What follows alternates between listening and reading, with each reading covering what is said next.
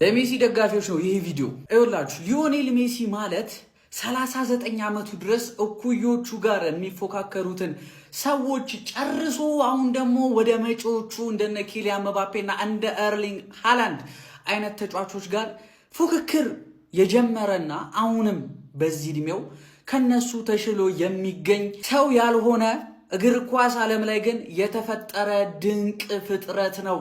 ስለዚህ ይህንን ሰው አታወዳድሩብን አንፈልግም። በቃ አታወዳድሩብን ከማንም ጋር። እኔ ማለት የሜሲ ደጋፊዎች ራሱ ከማንም ጋር እንዳታወዳድሩብን፣ ከማንም ጋር ስሙን እንዳታነሱብን። ምክንያቱ አይወዳደርማ። ታሪክ እየሰራ ያለ ሰው እኮ ነው። ገብቷል አይደል? እስከ 39 ዓመቱ በእድሜው አቅራቢያ ያሉትን ተጫዋቾች ይፎካከሩታል ተብሎ የሚጠበቁ ተጫዋቾች ከዓመታት በፊት ጀምሮ የረሳቸው ሰዎችን ጨርሶ አሁን ወደ መጪዎቹ እየገባ ነው። ከነ ያማል ጋር ነው የሚፎካከረው። ገብቷል አይደል? 6 የዓለም ዋንጫ ጎሎች በ3 ጨዋታ 3 ጨዋታ ትበለው። 2ቱን ቋሚ ጀመረ፣ 3ኛው 30 ደቂቃ ተጫወተ። ተአምር በቃ እግር ኳስ ማለት ነው። ምስክርነቷን መስጠት ማቆም አልቻለችም። ገብቷል? 22 መስክራ አሳይታ ነበረ፣ አልተቀበላችሁትም፣ ተንገዳገዳችሁ። እስካሁን ድረስ ግን ምስክርነቷን አላቆመችም። እግር ኳስ ማለት ነው። እግሩ ስር በገባች ቁጥር መመስከሯን አሁንም ትቀጥላለች። ማንም አያስቆመውም፣ እራሱ መቆም እስካልፈለገ ድረስ። ወሬ የለም ተግባር ብቻ። ሊዮኔል አንድሬስ ሜሲ ኩቺቲኒ በጣም ነው የማመሰግነው። ክበርልኝ። ሊዮ ኳሱን ሲነካ ሪከርዶች ይሰበራሉ ወይም ሪከርዶች እንዳይደረስባቸው ሆነው እላይ ይሰቀላሉ። ይሄ ነው የሚፈጠረው። ዛሬ ሊዮኔል ሜሲ ከቦክስ ውጪ ብዙ ጎል በማስቆጠር በሪቪኒዮስ በሚባል ተጫዋች የተያዘውን ሪከርድ በ5 ጎል የተያዘውን ሪከርድ ዛሬ 6ኛውን ጎል በዓለም ዋንጫ ሊዮኔል ሜሲ ሲያስቆጥር ሪከርዱን ሰብሮታል። ይሄንን ማድረግ የሚችለው ንጉሠ ነገሥት ዘእግር ኳስ ዘእምነ ነገደ አርጀንቲና ሊዮኔል ሜሲ ራሱ እግር ኳስ በቃ ይሄ ነው ልናገር የሚችለው። ይሄን ነው የምችለው። ኢማጂን 90 ደቂቃ ቢጫወት ምን ሊፈጥር እንደሚችል አንተን በማየቴ እግዚአብሔርን አመሰግናለሁ። አንተን እግዚአብሔር ስለሰጠን ቀና ብለን ሁሌም ስለ ሜሲ እናመሰግናለን። ወደ ዘይድልኝ አጣፍጥብኝ ወደ ዘይድልኝ እኔ አይደለም ለሰው እኔ ለራሴ ማንሆንኩ ነውር አምባለጌ እኮ ስነ ምግባር እኮ አይደለም እኮ ያፈነገጠ እኮ ነው ከባህላችን እኮ ምንድነው ይሄ ሰውዬ አይደለም እኔ የጋናውን ጠቋይ ቢያገኘው ጎዳና ተተደሪ ነው የሚያገኘው። ጎዳና ተተደሪ ያረጋዋል። እኔ አጥራጥር ነው የምነግርህ። በቃ እኔ ማለት እንደው ፈጠረት ለመስግን ቤንች ሞን ቋሚ ቢሆን የላውታሮንም ፒኬ የሊሲሶንም ቅጣት ተገባለና አትሪኩን ሰርቶ ሊወጣል። ኖርም ያቅመሰል ይብልሃል አባቴ። አላህ ይስራውን ይስጦ። ከኔ አቅም በላይ ነው ይሄ። በዚህ ሰዓት ላይ ምን ብሎ የሚከራከር ሰው ስልችት እንዳለኝ ታውቃላችሁ። ጎት ምናምን ትቻለሁ። ሰው ነው ኤአይ ነው ምናምን የሚል ስያሜ የምትሰጡት ማለት ነው። ማናችሁና ነው እናንተ የምትወስኑለት ለዚህ ሰውዬ? ማናችሁና ነው የምትወስኑት? በቃ ከአይምሮ በላይ ነው ልጁ፣ ከጭንቅላት በላይ ነው። ኧረ ሜሲ ሁላችንም በሚባል ደረጃ ማለት ነው። በቃ ከረፍት በኋላ ያለውን አርጀንቲና ነበር ለማየት የጓጓ ነው። ግን ከረፍት በፊት ያለው አርጀንቲና ሲያምር፣ ከረፍት በኋላ ያለው አርጀንቲና ሲያምር፣ በኢየሱስ ስም ጎልክ ምን በልክ ምንድነው ካሁን አንተ? ኧረ በስመ አብ። አሁን ስለተቾቹ እናውራ ወይስ ከቤንች ተመልሶ ስላገባው ጎል እናውራ? የት ይሻላችኋል? ተች ራሱ ሳይበልጥ አይቀርም። አስታይም ለኛ ለሜሲ ፋኖች እና የሜሲ ፋኖችን ምናል ዝም ብላችሁ ኢንጆይ አድርጉት ይሄን ሰውዬ፣ ሌላውን ተውታል። ኧረ በስመ አብ ተቀይሮ ገብቶ ማለት ነው። ለሱ ስል ብቻ ጌሙን አየሁት። ተቀይሮ ገብቶ የሚያሳየው ፐርፎርማንስ ኧረ በስመ አብ። ቅጣት ምቱ እንዳለ ቅጣት ምቱ ከሜሲ የሚጠበቅ ነገር ነው። መቼስ ሜሲ ቅጣት ምታግብቶ ያን ያህል የምናካብድለት ነገር አይደለም። ይሄን ታውቃላችሁ። ግን በቃ ጌሙ ላይ የሚያሳየው ፐርፎርማንስ፣ የሚያደርጋቸው ድሪብሎች፣ የሚሰጣቸው ኳሶች አረኛ በጣም ብለስድነን ማርያምን እሱ ጀነሬሽን ላይ ስለተወለድን ማለት ነው። እሱ ሲጮት እንዲህ በማየታችን ሌላው የቀረው ይቅር 39 ዓመቱ ነው። በ39 ዓመቱ ማለት ነው እንደዚህ አይነት ፐርፎርማንስ ጭራሽ አይጠበቅም። ጭራሽ እኔ አርጀንቲና ቲም ራሱ ይለያል በቃ ማለት ለሱ ያላቸው ነገር በጣም ያበደ ነገር ነው። እንዲነካባቸው ሁላ ነው የማይፈልጉት ጭራሽ ሌላው ይቅርና ማለት ነው። የሚሰጣቸው ኳሶች፣ የሚያረጋቸው ድሪብሎች፣ የሚመታቸው ምቶች፣ የሚወስናቸው ዲሲዥኖች አረረረረረ አሁን ለማየት በደንብ እየጓጓው ነው ይሄንን ወርልድ ካፕ ሲደግመው ማለት ነው። ሲደግመው ነው ለማየት የጓጓሁት ሌላ ለምንም አይደል። ሲደግመው ደግሞ ምን ይሉ እንደሚሆን እስቲ እናያለን። ያኔ ሪግድ ተብሏል፣ አሁን ደግሞ እናያለን። እኔ የሜሲ ደጋፊዎች ይሄ ከላይ ነው በቃ ዝም ብለህ ተመርጠናል። ገባ አይደል? እኔ ምንድነው አንተ ዝም ብለህ ሁሌ ተደሰት ይባላል። እኔ ይባላል ማን የጎት ደጋፊ ስትሆን ተጫዋች የምትደግፈው ጎት ቤንች ሆኖ ተቀይሮ ገብቶ የሆነ ነገር እንደሚፈጠር ታውቃለህ። አረ ምንድነው መታገባው አንተ ሰውዬ? አረ እንደ ኩዮች ይሁን እንዴ መቀጣት ጀመርክ ደግሞ አሁን። አረ በስ እኔ ምንድነው ምንለው አሁን? እሺ እኔ ቃል ራሱ የለም እኮ በቃ ሜሲ ሰው አይደለም በሚለውን ጨርስ እንጂ ሰው ነው ካለ ሌላ ነገር ገባ። ይሄ ምንም ቃል የለም። ማሪዬ ወደ ቀጣይ ራውንድ አልፈናል። ኬፕ ቨርዴ ቀጣይ ትመጣለች። በጣም የምወዳት ቲም ነበረች። ገባ አይደል? ያሳየችን ነገር በጣም ያበረኛዋ ምናምን፣ ግን መጣሽ ጥሩ ሰዓት አልመጣሽም። ምንም ልንረዳሽ አንችልም። የሜሲ ደጋፊዎች ግን በቃ እንዳልኩ ከላይ ነው። አርጀንቲና አሸንፋለች። ፈርስት ሃፍ ኖ ሜሲ ኖ ፕሮብሌም 2-0 አለቀ። ሰከንድ ሃፍ ሜሲ ገባች፣ ቅጣት የምትጸድ ጎል አገባች ማለት ነው። ማጂሻን አርጀንቲኖች ግን በዚሁ ከቀጠሉ ማለት ነው ከምሬ ነው ብላችሁ ለዋንጫ ያሰጋሉ። የፈለገ ቢሆን ግማሽ ፍጻሜ ይገባሉ በዚሁ ከቀጠሉ ማለት ነው። ጸዴ ቲም ነው ያየነው። እንግሊዝን ጀመርን፣ ፖርቹጋልን ቀጠልን፣ አርጀንቲናን ይኸው አነጋ ነው። እንዴት ነው ግን የዓለም ዋንጫ እንዴት እየሄድላችሁ ነው? ነጋ አይን እያየ እግዚአብሔርን ከምሬ ነው ብላችሁ በቃ እንቅልፋችን ምንም ሳንተኛ። ለማንኛውም የአርጀንቲና ፋን የሜሲ ፋኖች ይመቻችሁ፣ እንኳን ደስ አላችሁ። ይሄ ዓለም ዋንጫ ለየት ያለ ዓለም ዋንጫ ነው። ኤክስፒሪየንሱም ለየት ያለ ነው። ይሄው ሌሊት 6 ሰዓት ጀምሬ እስከ 1 ሰዓት ቆይቻለሁ። 3 ጨዋታ አይተን ማለት ነው። እና ከዛ ደግሞ ለየት የሚያደርገው ማለት ነው የዘንድሮ የሜሲ ፐርፎርማንስ ምናልባት ከኳታሩ ዓለም ዋንጫ በላይ ሳይሆን አይቀርም። ዘንድሮ ለየት ብሎ ነው የመጣው ማለት ነው። እና ተቀይሮ ገብቶ ያቺ ፍሪኪክ እንዴት እንደምትጣፍጥ ማለት ነው የምንረዳው። ይሄ ውድድር ካለቀ በኋላ ከአመታት ምናምን በኋላ ሜሲ የሚባል ተጫዋች እኮ አለ ብለን ስናስታውሱላ በቃ ያን ያህል ጣፋጭ የሆነ ጨዋታን ያየ ነው ማለት ነው ከሜሲ ዘንድሮ። በጣም ደስተኛ ነኝ እንደዚህ አይነት ዓለም ዋንጫ እያየሁ ስለሆነ። በቃ ሰዓቱ አይመችም ምናምን፣ ግን እሱን አመቻችቼ ራሱ በማየቴ የሆነ ነገር መስዋዕትነት ከፍዬ እያየሁ ስለሆነ በጣም ነው ደስ እያለኝ ያለው። የሜሲ ደጋፊዎች በልዩነት የሜሲ ደጋፊዎች እንኳን ደስ አላችሁ። ኳስ የምትወዱ ሰዎች እንኳን ደስ አላችሁ። በቃ ይችላል፣ ልጁ ይችላል። ምንም ጥርጥር የሌለው ነገር። የበለጠ ማንንም ልትወድ ትችላለህ። ልጁ እንደሚችል ግን ማመን አለብህ። በቃ በጣም ለየት ያለ ዓለም ዋንጫ እያየን ስለሆነ ልንደሰት ይገባል ባይ ነኝ። ይመቻችሁ። እኛ እኮ ሜሲን ጎት ነው ያልነው የዓለም ዋንጫን ስላሸነፈ አይደል።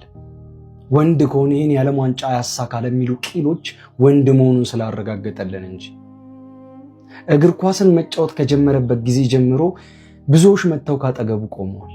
ከካካ እስከ ክርስቲያኖ፣ ከዣቪ እስከ ኢኒስታ፣ ከኔማር እስከ ሱዋሬዝ፣ ከሌቫንዶቭስኪ እስከ ቤንዜማ እንዲሁም ከሃላንድ እስከ ኤምባፔ ከአዲሱም ከድሮም ትውልድ ጋር ቆሟል። ነገር ግን ሁሌም አሸናፊው እሱ ነው። እሱ እስካልፈለገ ድረስ መቼም ቢሆን ማብቂያ የለው። ሁሉም ይመጣሉ ይሄዳሉ፣ እሱ ግን ብቻውን ይቀራል። እና ምን ልላችሁ ነው? ልደርሱበት የማትችሉበትን ምን ተብሎ ይጠራል? ሊዮኔል አንድሬስ ሜሲ ተብሎ ይጠራል። በቃ በምንም ተአምር በየትኛውም መስፈርት በየትኛውም መለኪያ ሊዮኔል አንድሬስ ሜሲ የሚመስል ተጫዋች በአንተም ትውልድ በእኔም ትውልድ በበፊቱም ትውልድ በሚመጣውም ትውልድ ዳግም ሊፈጠር የማይችል አንድ ክስተት ብቻ ሆኖ ይቀራል።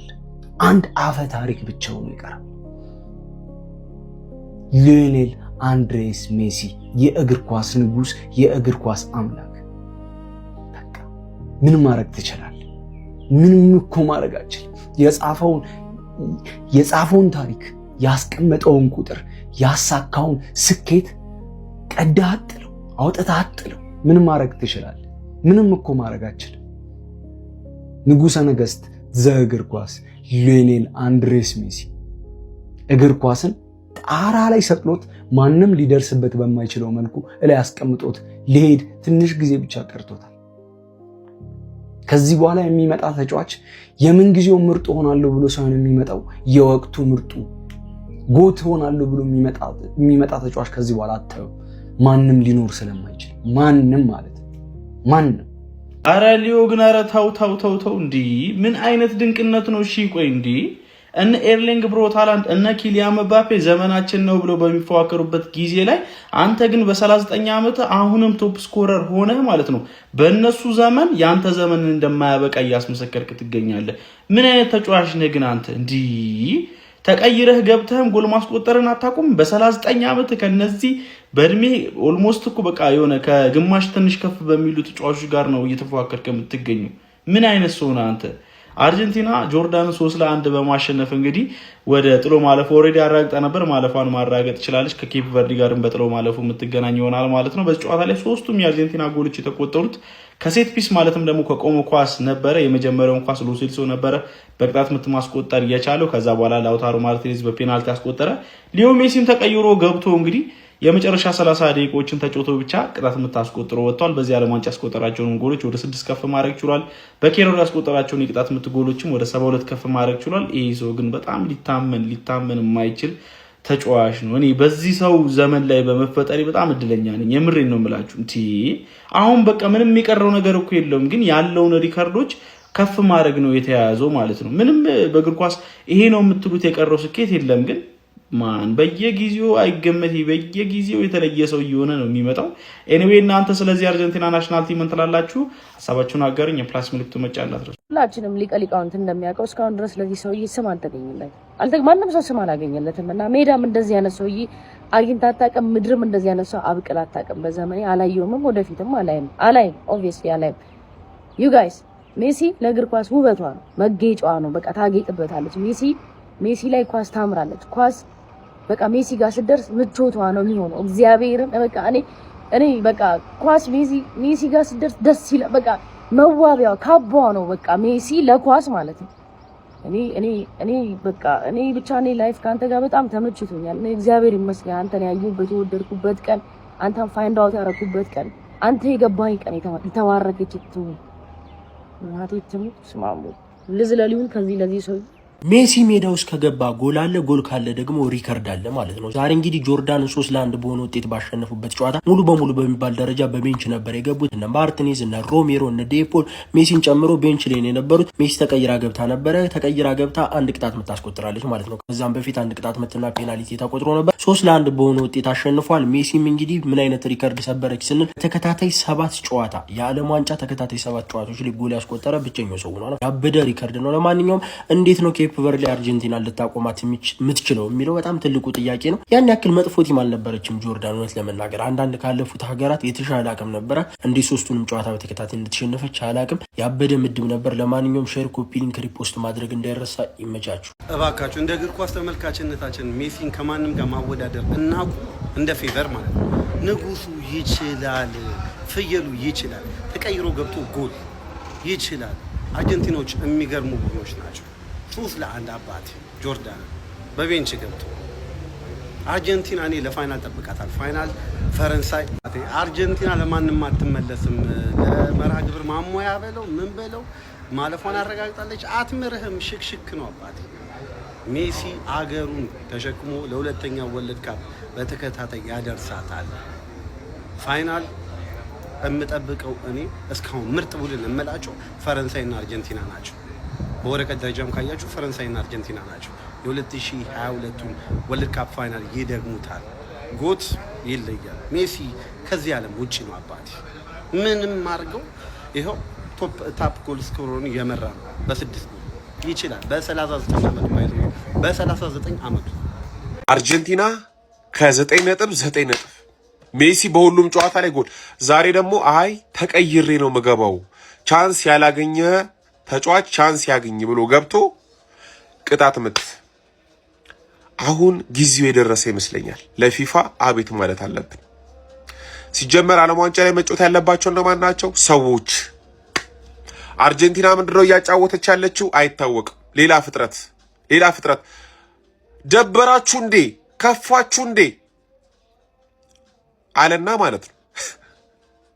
ቅጣት ምት፣ ዛሬ ደግሞ ቅጣት ምት።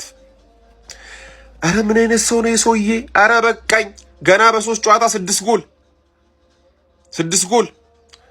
ኬፕ ቨርዲ ላይ ደግሞ ስንት እንደሚያገባ ኬፕ ቨርዲ እንኳን ጠጠር ይላሉ። 2 ጎል ያገባባቸዋል። ዓለም ዋንጫን በተመለከተ ምንም ነገር እንዳያመልጣችሁ ፎሎ ይደረግ ፋሚሊ። አርጀንቲና ይጫወታል፣ ሜሲ ያገባል። that's how it works እና ሜሲ ዛሬም እንዳገባ ልንገራችሁ ብዬ ነው። ያ አዎ ሰዓታችንን ጠብቀን መተናል። ደግሞ ሰዓታችንን ግመሉና ጎቱ ዛሬ ተጥቷል። ግመልና ጎት ምን አይነት ልዩነት እንዳላቸው አይተናል ዛሬ። ምን አይነት ልዩነት። ለሜሲ 10 ደቂቃ በቂ ናት። 10 ደቂቃ ኩክ ለማድረግ 5 ደቂቃ በቂ ናት። ሰከንድ በቂ ነው ለሜሲ። ሰከንድ ገባች። ግመልስ ሙሉ ጨዋታውን ሲወላገድ የሮናልዶ ደጋፊዎች የሚያሳብቡት በተጫዋቾቹና በአሰልጣኙ። ወገቡ አይሰራም፣ ደርቋል ልጁ። ጨርሷል። ተጫዋች ነው ይጨርስ። ሮናልዶ እንዴት ነው በ5 ባላንድ ዶር ይበላው ራሱ? እንዴት ነው? እኔ ሲጀምር ከሳላ ራሱ ማች ተጫዋች እኮ ከሳላ አይሻልም?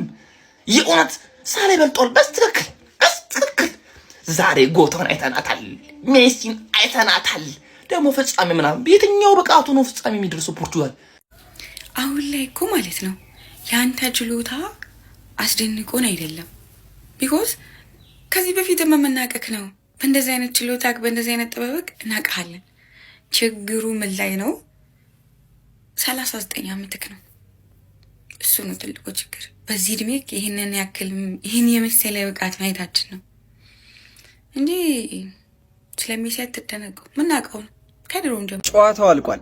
አርጀንቲና እንደተጠበቀው እንደተገመተው 3-1 አሸንፋ የምድቧ መሪ ሆና ወደ 32ቱ ማለፏን አረጋግጣለች። ስለዚህ ጨዋታ ስናነሳ አንድ ሰው አብሮ ይነሳል። ሁልጊዜ አርጀንቲና ሲባል ቀድሞ የሚነሳው ተጫዋች ሊዮኔል አንድሬስ ሜሲ ነው አይደል?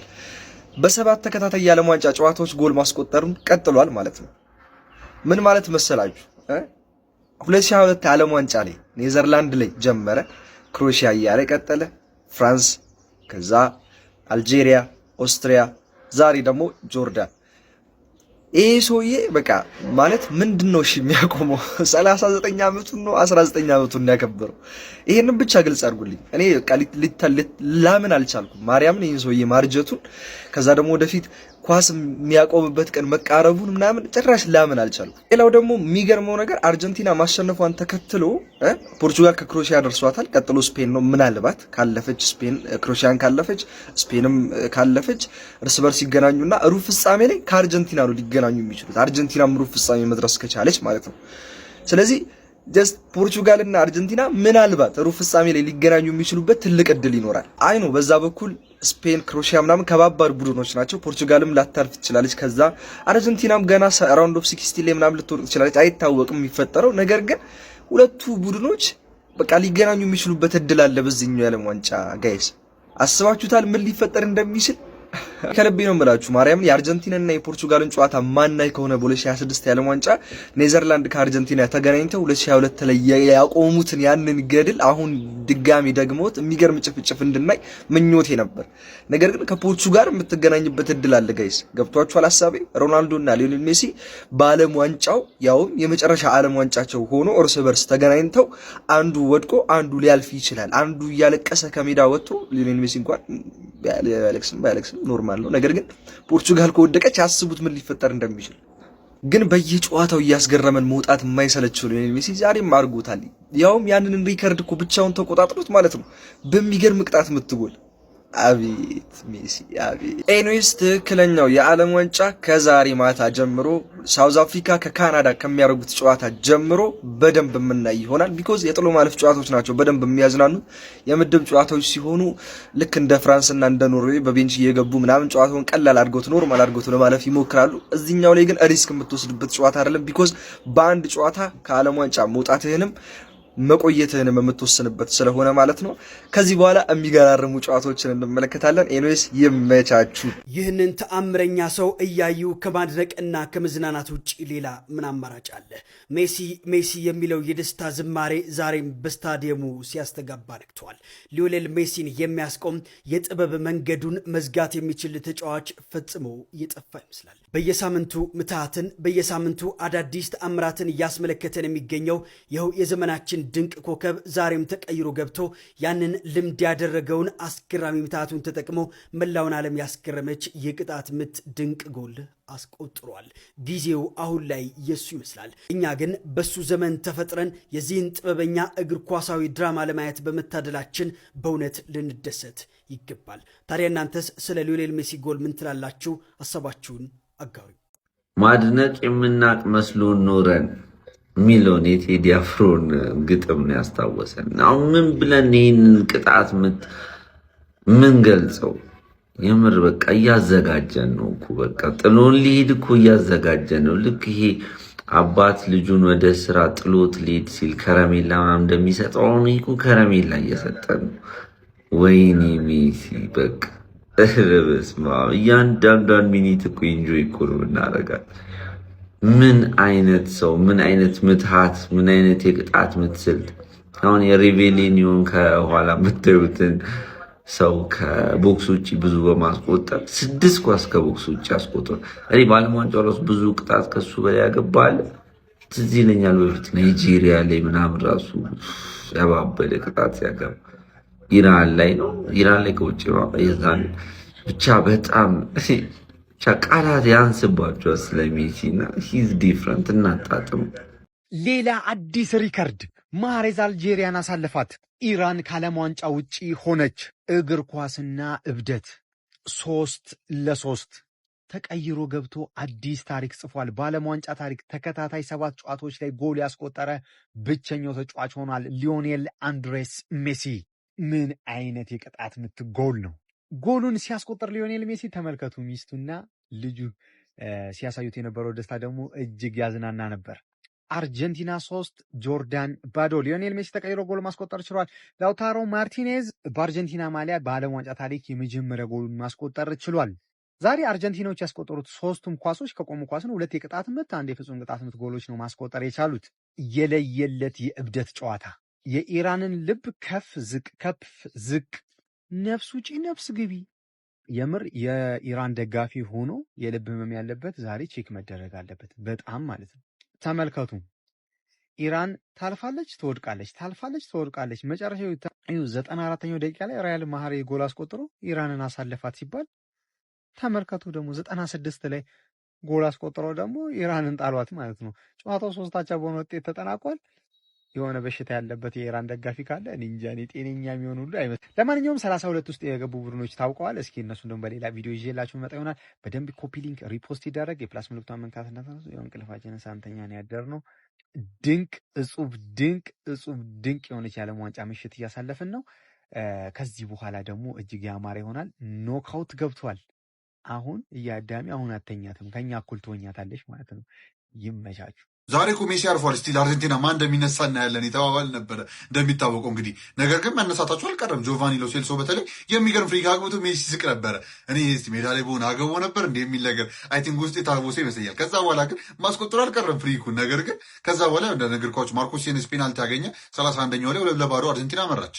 ከዛ ሜሲ ይገባል አይገባም፣ ኧረ ዛሬ ቢገባ እኮ ብዙ ያገባ ነበር ምናምን ተባባልን። ቻንሶቹ ሰናይ ነበረ። በተለይ ፍሪኳን ካገባ ፔናልቲዋን ካገባ ያኛውን አግብቶ አድሪክ ይሰራ ነበር ኦልሞስት ማለት ይቻላል። እና ምን ያህል ማለት ነው እንደሚያገቡ የታወቀ የስልኬን አንስቼ ስቀርጽ ነበረ። እና የዚህ ሰውዬ ታምርታት እንግዲህ እንደቀጠለ ነው። እኔ ምን ሰው ልበለው ስናገር ሰውዬ ስል ራሱ በቃ ውስጤ ይረብሸኛል። ይህም እንደምን አላውቅም። ብቻ እናንተ ቃሉን አውጥለት። ኤኒዌይስ የዓለም ዋንጫ ጉዳይ እንዳያምጣ ሳሱ መጫነርስ ሀሳቦች ኮንታ ያስቀምጣች ኮፒ ሊንክ ይደረግ። 100 ሺህ የገሰገስን ነው። እስቲ ምን ያህል እንደምንደርስ ከዓለም ዋንጫው በኋላ እናያለን። እንቀጥል እስቲ እናውራ በሰቸዋል ተማሪ አግብቶ ነበር ለጆርዳን ማለት ነው። እሱ ደግሞ ብዙ ማድረግ አልቻለም። ለተመናገር አሪፍ ጎል ያገቡት መቃብርና ይሞክራል። ጆርዳኖች ነገርኳችሁ፣ ይሄ 0 ነጥብ ነው የያዙት እኮ። አሁን በነገራችሁ አሪፍ ተጫውተዋል ብላችሁ እንዴት ምን ማለት ነው 0 ነጥብ እኮ ነው ያላችሁ ልትሆን ይችላላችሁ። ነገር ግን እኔ እስካየኋቸው ድረስ ሶስቱም ጨዋታ ላይ እንደሚሞክሩት ነገር ካላቸው አቅም አንጻር ከአቅማቸው በላይ ተጫውተዋል ብዬ ነው የማስበው። ግን አቅማቸውን ባማከለ መልኩ ቢጫወቱ ነው ምናልባት ብልጥ መሆን ይችሉ ነበር የሚል ጉዳይም አለኝ። ሊቀጠቀጡም ይችላሉ ከዚህም በላይ አታውቁም። እና አሪፍ ነገር ሰርተዋል ብዬ አስባለሁ። ከዛ ውጭ ላለው ግን ስለ ጨዋታው ስናወራ ሜሲ ያው እንደነገርኳችሁ አገባዋለሁ የሚል ነገር አይ ቲንክ ሀሳብ ውስጥ መጣ። 60ኛው ደቂቃ ላይ ቀየር አድርጎ እስካሉን ያስገባው እሱም ገባ። ትንሽ አንድ 5 ደቂቃ ራመድ እያለ ያጮታቸው ነበር ሊንክ አፕ ላይ ምናምን። ከዛ ፍሪክ ተገኘ፣ እንደ ድንገት ፍሪክ ተገኘ። አየ ነው በቃ ሜሲ ነው ያገባዋል ወይ ስልኬን ከፍ አደረኩኝ። ከዛ እያየ ነው ያው ሜሲ ወጣበት። ያቺ ፍሪክ የመጀመሪያው 35 ደቂቃ ላይ ትንሽ ወደ ላይ በቃ አርጀንቲና ሁሉም ደጋፊ ስልኩን አወርዶ ምናምን ወይኔ እቺ ነበረች ሞመንቷ ምናምን። ጆርዳኖች ጠጠር እያሉ ነበር። የሚገርማች ኳሱ አርጀንቲና ጋር ነው፣ ግን በቃ ስፔስ የፈጧቸው አይደለም ምናምን። ከዛ ትንሽ ቆየ፣ እንደገና 80ኛው ደቂቃ ላይ ፍሪክ ያገኛሉ አርጀንቲና እዛ አካባቢ። ከዚህኛው ደግሞ ትንሽ ቀረብ ያለና ሜሲ ደግሞ በቃ ትንሽ የሆነ መቆሳጠር ነገር አሳይቷል። አረ ይሄንም ያገባዋል አልኩ። ደስ ከፍ አድርጌ ማንሳት ጀመርኩ። እዚህ ጋር አስቀምጥላቸዋለሁ እያየሁት ወጣፎ የሚገርም ነው። ብቻ የምናየው ነገር ብቻ የሜሲ ነገር እንደቀጠለ ነው። እና ደግሞ አውትሳይድ ቦክስ ወርልድ ካፕ ላይ እንግዲህ ከተቆጠሩ ሪቬሊኒዮ እንግዲህ 5 ነበር የነበረው፣ ሜሲ 6 መድረስ ችሏል። ሪካርዱ ሰብሮታል ማለት ነው ተከትሎ። ከዛም አልፎ ደግሞ ያው የዓለም ዋንጫ 7 ተከታታይ ጨዋታዎች ያገባ ደግሞ ብቻ ተጫዋች መሆን ችሏል ማለት ነው። ይህም ራሱ ለየት ያለ ሪካርድ ነው። 3 ጨዋታ 6 ጎል ለሜሲ የሚገርም ነው። 2 ጎል በጨዋታ ኦልሞስት አቨሬጅ እያደረገን ያለው በይሳማ። ይህን ጨዋታ ባይዘዌ ማይንድ ዩ 30 ደቂቃ ብቻ ነው የተጫወተው። ኢንሴን አርጀንቲና እንደ ግሩፓቸው አሳይተው እንደተሻለ ቲም እንደተሻለ ተጫዋች ሜሲ አይገስ እንደተሻለ ተጫዋች ሜሲ እና አርጀንቲና እያልን ካልጠራ ነው ይህ አስቸጋሪ ነው በእውነት ነው ብላችሁ።